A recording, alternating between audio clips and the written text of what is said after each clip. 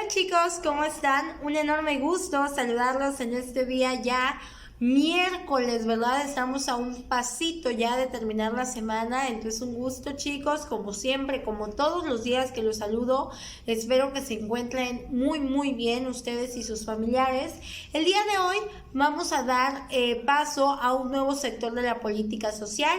En la clase pasada estuvimos hablando de vivienda, hoy vamos a hablar de educación, un sector de la política social importantísimo, y ahorita vamos a ver por qué la educación es un sector tan importante para la política social. Ya hemos hablado del sector de alimentación, ya hemos hablado del sector de vivienda y hoy vamos a hablar precisamente del sector de educación. Bueno, vamos a empezar definiendo qué es la educación.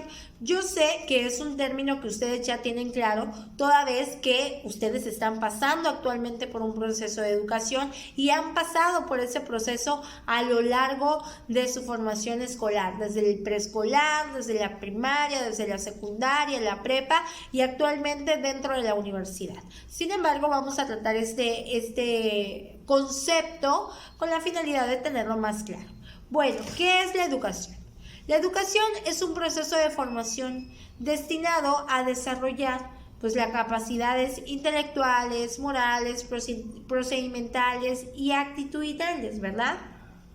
Afectivas también de las personas, de acuerdo con las culturas y las normas de convivencia de la sociedad a la que pertenece. Repito, la educación es un proceso de formación destinado a desarrollar capacidades intelectuales, morales, procedimentales, sociales, afectivas, de acuerdo obviamente a la normatividad y a la cultura de convivencia de la sociedad en la que se desarrolla. De tal manera que de este concepto podemos sacar tres cuestiones fundamentales. El primero es que la educación es un proceso de formación, de tal manera que la educación no se da de la noche a la mañana. Tal como lo dice el concepto, es un proceso. Se pasa por muchas etapas dentro de este proceso para llegar a la formación. Su fin principal, cuestión básica número 2, su fin principal es desarrollar en los seres humanos competencias, habilidades, capacidades, conocimientos. Pero no solo conocimiento intelectual, no, conocimiento moral, afectivo, procedimental, social, emocional. O sea, la finalidad de la educación es formar al individuo en todas las áreas de su vida y no solamente en el conocimiento intelectual. Y cuestión básica 3, la educación está adaptada dependiendo de las normas, de la cultura de la sociedad en la que se lleva a cabo. Por eso es que la educación, por ejemplo, en Japón o China es totalmente diferente a la educación que hay en México. ¿Por qué? Porque la educación, por ejemplo, de Japón o China está de acuerdo y está adaptada a las necesidades culturales y sociales de China. Mientras que en México se supone que la educación debería ser adaptada a las necesidades que tenemos como mexicanos y de acuerdo a las normas que nos regulan como mexicanos, ¿ok? Bueno, chicos, eso por parte de qué es educación. Ahora, ¿por qué la educación es tan importante para la política social? La educación, al igual, es que se me tapa la nariz, chicos, porque tengo sinusitis, perdónenme. La educación, chicos, al igual que todas los sectores de la política social que hemos visto, como vivienda y como alimentación, también está reconocida como un derecho humano dentro de nuestra Constitución Política de los Estados Unidos Mexicanos. De hecho, el artículo que regula todo lo que tiene que ver con la educación en México es el artículo 3º constitucional de la Constitución Política de los Estados Unidos Mexicanos. En este artículo se establece la normatividad básica que ha de regir, regular y organizar la educación que se ejecuta en nuestro país. La parte que me interesa de este artículo que ustedes aprendan es la siguiente: toda persona tiene derecho al acceso a la educación. Toda persona. No importa si tú eres de Timbuktu. El artículo no está diciendo que tú tienes que ser ciudadano mexicano para recibir educación. Lo que está diciendo es que toda persona. De tal manera que toda persona que tenga un modo, que tenga regulada, vamos a ponerlo así, que tenga regulado su proceso de establecimiento en México, sea mexicano o no, tiene derecho a recibir educación. Así lo dice la ley. Toda persona tiene derecho a recibir educación. No Carlitos, que es mexicano, no Vera, que es mexicana, no. Toda persona tiene derecho a recibir educación. Además, este artículo también establece las características que ha de tener la educación.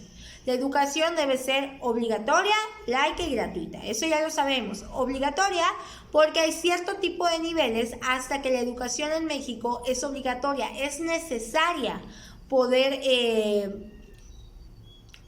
pasar estos niveles. Si no, estamos incumpliendo una obligación que tenemos como mexicanos. La educación obligatoria en nuestro país es la preescolar, la primaria, la secundaria y la preparatoria. Esos son los 4 niveles de obligatoriedad que hay en nuestro país: preescolar, primaria, secundaria y media superior o preparatoria. Bueno, también el artículo establece que la educación debe de ser laica. La laicidad de la educación hace referencia a que dentro de la educación no debe de haber doctrina religiosa alguna que la inspire o que la controle. La educación es laica porque no pertenece a ninguna religión, ni siquiera se puede tampoco condicionar su acceso por si tú estás en una religión o estás en otra. No, tú porque eres testigo de Jehová no puedes acceder a la educación. Claro que no, chicos. La educación es para todos y es laica. En su enseñanza no debe mediar alguna religiosidad o alguna doctrina religiosa. Y por último, la educación es gratuita. La gratuidad de la educación hace referencia a que por la implementación del servicio educativo no se debe pagar ni un peso, siempre y cuando sea educación pública, ¿no? Se supone que el Estado debe de velar por el establecimiento de planteles educativos en los que el acceso a la educación sea totalmente gratuito, porque el Estado es el que lo provee. Sin embargo, vemos que en la realidad la educación no es totalmente gratuita. Aunque en la escuela no le paguemos a los maestros y los usos del bien inmueble, pues sí pagamos cuotas que son voluntarias, no te pueden negar el acceso a la educación porque tú no has pagado una cuota, pero también realizamos ciertos gastos alternos a la educación, como el gasto que le damos a nuestros hijos, como el transporte que pagamos para que nuestros hijos vayan a la escuela, como los útiles escolares que pagamos también para que nuestros hijos puedan seguir estudiando, uniformes, mochila, etc. O sea que la educación no es totalmente gratuita, también constituye un gasto para las familias. Bueno, ahora sí, nos vamos a la parte interesante. ¿Por qué la educación es tan importante para la política social?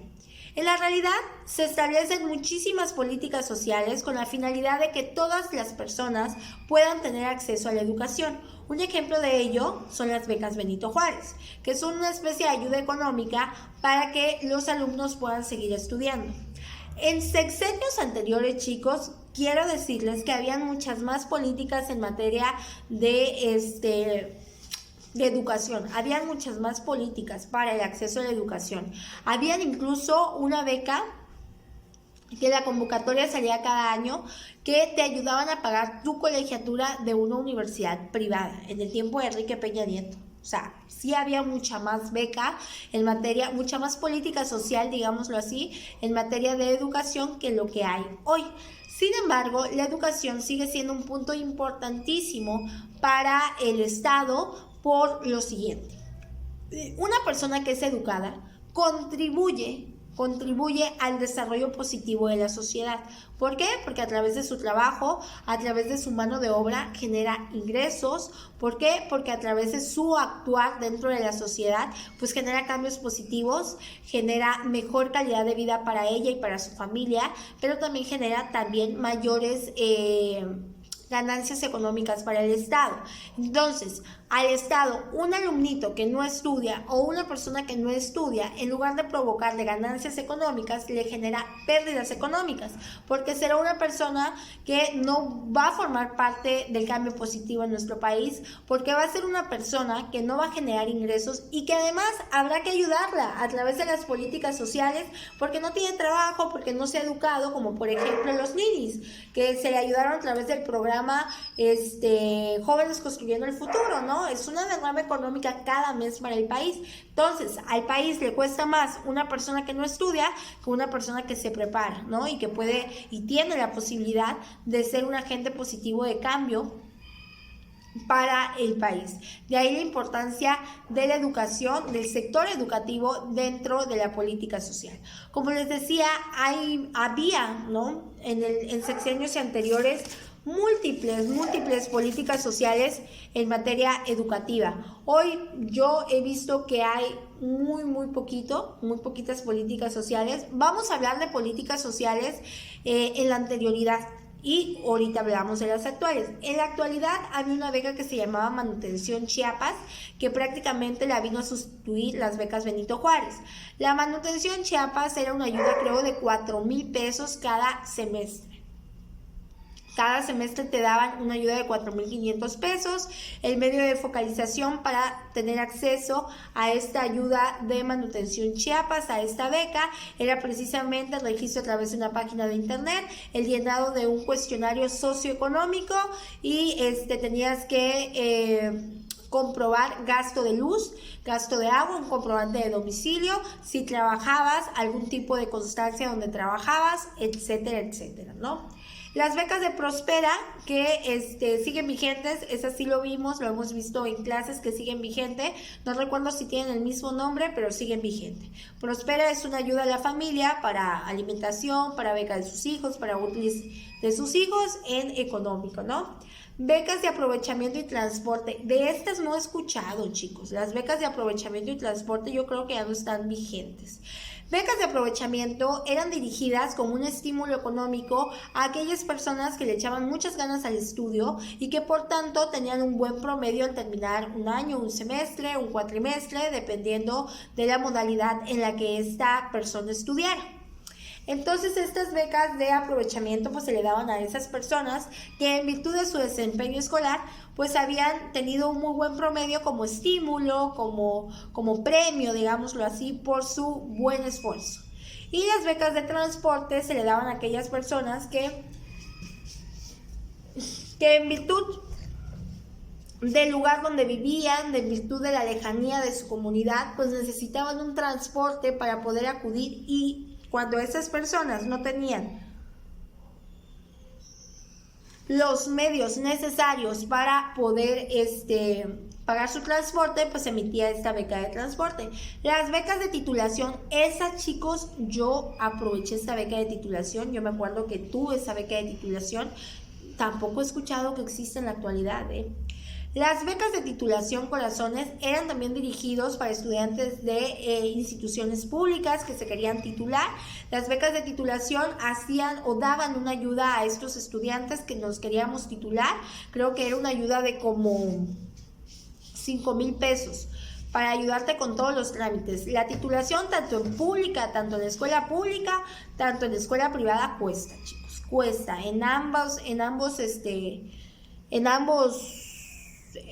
ambas modalidades, público o privada, es muy costosa la titulación, hablando de dinero. Entonces lo que hacía esta beca, te daba un apoyo para que tú te pudieras titular, creo que eran como 5,000, 6,000 pesos. Era un solo apoyo para titulación.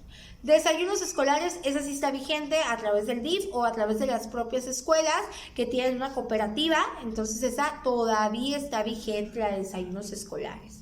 Becas de posgrado e intercambios, todavía está vigente, chicos. Depende obviamente del lugar donde estés estudiando. Generalmente las becas de posgrado e intercambios son en la universidad. En la universidad se da más esto del intercambio. Esas todavía están vigentes según lo que yo sé. ¿Cómo funcionan? Si tú tienes un buen promedio, cumples ciertos requisitos como cierto tipo de recomendaciones de los docentes de tu claustro educativo, tú puedes elegir un lugar para irte de intercambio y el Estado, el gobierno, te da una beca significativa para que tú puedas subrogar tus gastos en el extranjero o en el lugar donde tú te decías ir de intercambio.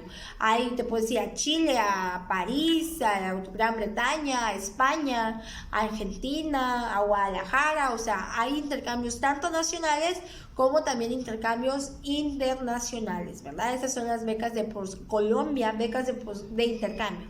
Las becas de posgrado generalmente están establecidas a través del CONACYT.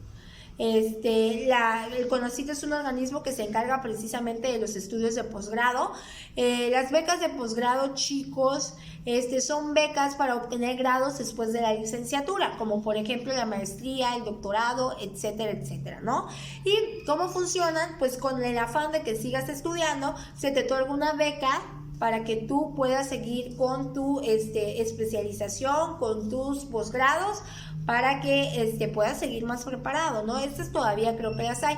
Actualmente la única beca en materia educativa de este gobierno que yo conozco es precisamente las becas de Benito Juárez. De todas maneras me voy a meter de una vez a la Secretaría de Bienestar y vamos a investigar cuáles son las ayudas educativas de este sexenio. Permítanme tantito, ahorita lo vamos a investigar. Yo nada más conozco las becas Benito Juárez hasta ahorita,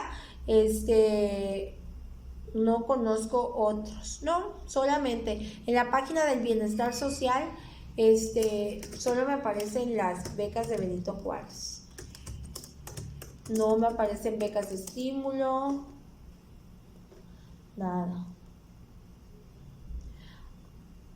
Ajá, no, en el 2021 solo está la beca de Benito Juárez, también hay una beca de manutención federal para la educación superior, me aparece, becas de desarrollo social y permanencia escolar y la de jóvenes construyendo el futuro, que ya no es una beca propiamente escolar, porque se supone que las personas que ya están trabajando, pues, o que les dan las becas de jóvenes construyendo el futuro, no están estudiando ni están trabajando. Entonces, las becas Benito Juárez, que incluyen becas para educación superior, becas para educación básica y becas para mantenimiento de la escolaridad, es decir, para que tú sigas estudiando. Bueno, chicos, en materia educativa lo vamos a dejar hasta acá el día de hoy. Antes de terminar la clase, me es importante señalarles ciertas cifras. En educación, chicos, como país estamos acabadísimos. Somos uno de los países que más invierte en educación, pero que menos beneficio obtiene de la educación porque nuestra calidad educativa es muy baja. Nuestro aprovechamiento educativo está por los suelos. Apenas hay estudiantes, imagínense, la mayoría de los estudiantes de educación de secundaria apenas saben leer y escribir, apenas tienen habilidades básicas de comprensión lectora. Entonces está criminal, chicos, la situación. De ustedes depende cambiar esta situación, darle un voltoreto a esta situación, una vuelta y llevar a cabo la educación como es debida y ser el cambio que está buscando nuestro país. Ustedes son las generaciones futuras y por lo tanto ustedes pueden ser el cambio del futuro, ¿sale? Entonces, chicos, ahí está la invitación, échenle muchísimas ganas, aprendan, estudien, investiguen, pregunten dudas, échenle ganas, ustedes van a ser el futuro, ustedes son los que van a sacar adelante este país. Entonces la importancia de que se formen bien, de que se eduquen bien, ¿verdad? Bueno, chicos, lo vamos a dejar hasta acá el día de hoy. Cuídense mucho, cualquier duda, pues ahí estamos por el grupo, cualquier duda, pues yo estoy a sus órdenes, me pueden mandarla y yo con mucho gusto se las respondo. Nos vemos la próxima clase, chicos, bendiciones.